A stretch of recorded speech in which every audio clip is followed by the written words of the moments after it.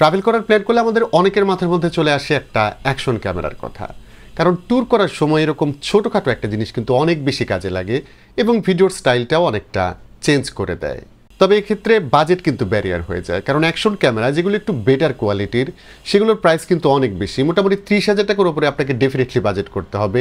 So অনেকেই কিন্তু তখন বাজেট অপশন খুঁজতে থাকেন এবং মোটামুটি বাজেটের মধ্যে বেশ কিছু অ্যাকশন ক্যামেরা কিন্তু এখন বাংলাদেশে পাওয়া যাচ্ছে। আজকে আমরা যে ক্যামেরাটি নিয়ে কথা বলতে যাচ্ছি এটি হচ্ছে ব্লিজবন ফ্লাই 3 অ্যাকশন ক্যামেরা এবং ভালো বিষয় হচ্ছে এটি আপনি বাংলাদেশে অফিসিয়ালি পেয়ে যাবেন। সো এটার সাথে কিন্তু 1 বছরের ওয়ারেন্টি থাকছে আর এটার প্রাইস মোটামুটি 16,000 টাকার আশেপাশে।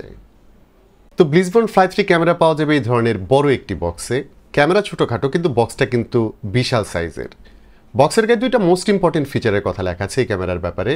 একটা হচ্ছে এই ক্যামেরায় ডুয়েল স্ক্রিন থাকছে, আরেকটা হচ্ছে এই ক্যামেরা ওয়াটারপ্রুফ, মানে যদি এটি পানির নিচে নিয়ে যেতে চান সেক্ষেত্রে কোনো ধরনের কেস ব্যবহার করতে হবে না, জাস্ট ক্যামেরাটা নিয়ে আপনি সরাসরি পানিতে নেমে যেতে পারবেন। যাই হোক, অ্যাকশন ক্যামেরার আরেকটা বড় পার্ট হচ্ছে মাউন্টিং সিস্টেম এবং ভালো বিষয় হলো এই ক্যামেরার সাথে আপনি বাঞ্চ অফ অ্যাক্সেসরিজ পাবেন।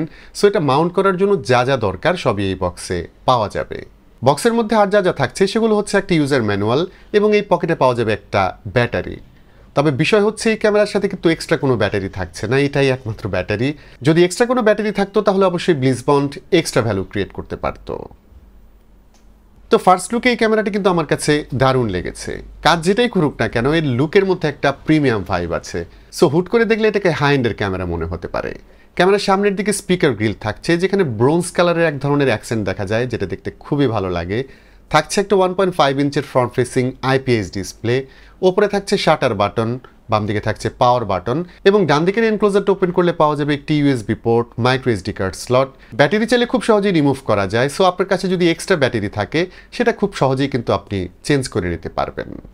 রিয়ার সাইডে থাকছে এই ক্যামেরার মেইন ডিসপ্লে, এটার সাইজ হচ্ছে 2 ইঞ্চ, এটিও IPS ডিসপ্লে, তবে এটাতে কিন্তু টাচ কাজ করে। সো এই ক্যামেরা টাচ করে আপনি নেভিগেট করতে পারবেন, সেটা একদমই ইজি। তবে এই দুটি বাটন প্রেস করে কিন্তু আপনি এই ক্যামেরাটি অপারেট করতে পারবেন। ক্যামেরার মেনু সিস্টেম নিয়ে যদি বলি সেটা কিন্তু একদমই বেসিক। বাম দিকে 4টি ট্যাব দেখা যাবে, একটা ভিডিও, অন্যটি ফটো এবং নিচেরটা হচ্ছে সেটিংস।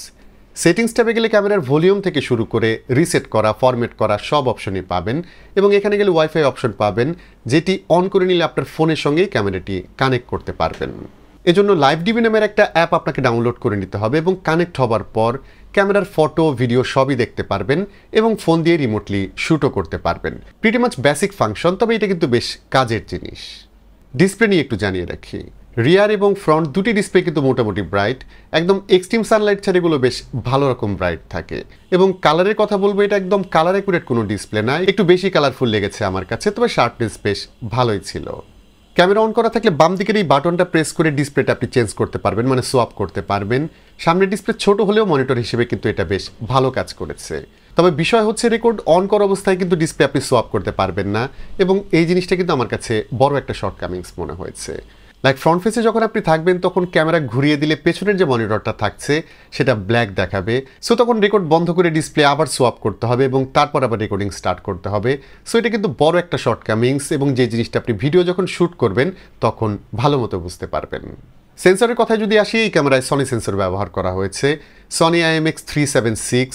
এটা 20 মেগাপিক্সেল সেন্সর এবং এই ক্যামেরায় 150 ডিগ্রি ফিল্ড অফ ভিউ থাকছে।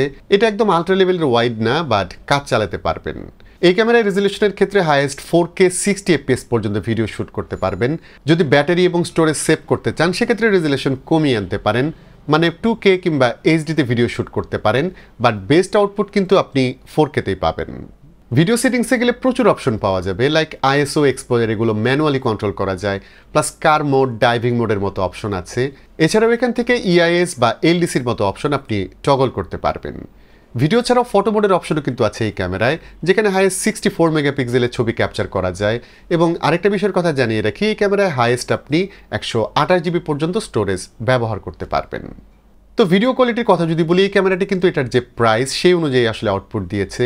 দ্যাটস মিন আপনার এক্সপেকটেশন যদি বেশি থাকে তাহলে কিছুটা হতাশ হবেন।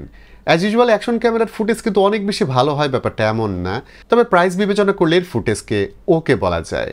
একদম প্রফেশনাল আউটপুট এতে কখনোই পাবেন না, তবে যারা নতুন ব্লগ শুরু করতে চাচ্ছেন বা একটা অ্যাকশন ক্যামেরা দরকার কম প্রাইসের মধ্যে, তাদের জন্য এটা একটা অপশন হতে পারে।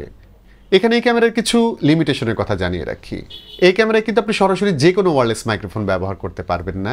এর জন্য দেখলাম ডেডিকেটেড মাইক্রোফোন আছে, সেটা ব্যবহার করতে হয়, আর সেটা মেবি খুব একটা অ্যাভেলেবেল না। সো এই ক্যামেরায় মাইক ব্যবহার করা কিন্তু খুব একটা ইজি হবে না। যারা রান অ্যান্ড গান একদম ইজি সেটআপে ভিডিও শ্যুট করতে চান তাদের জন্য এটা কিন্তু একটা ঝামেলার বিষয়।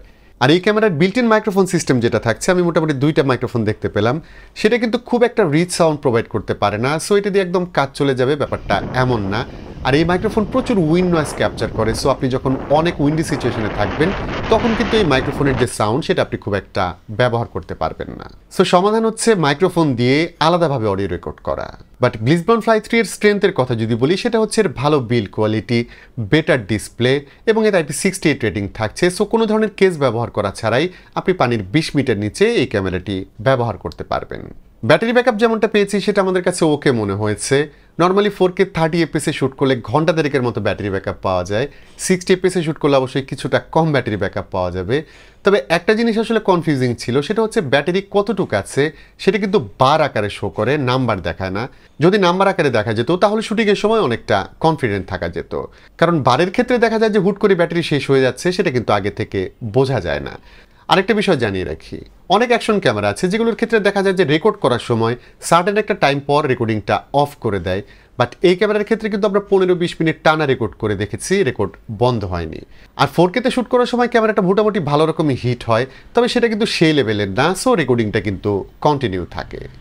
তো এই ছিল ব্লিসবর্ন ফ্লাই 3 অ্যাকশন ক্যামেরা নিয়ে আজকের ভিডিও, এবং বুঝতেই পারছেন এটা এন্ট্রি লেভেলের একটা ক্যামেরা। সো আপনি হয়তো নতুন কন্টেন্ট বানাতে শুরু করেছেন, মাত্র স্টার্ট করছেন, সেক্ষেত্রে এই ক্যামেরাটি আপনার চয়েস লিস্টে রাখতে পারেন। তবে বাজেট যদি ইনক্রিজ করতে পারেন সেক্ষেত্রে কিন্তু আরও অনেক বেটার অপশন থাকছে। আজকের ভিডিওটি এখানেই শেষ করতে হচ্ছে। সবাই ভালো থাকবেন, অনেক ভালো।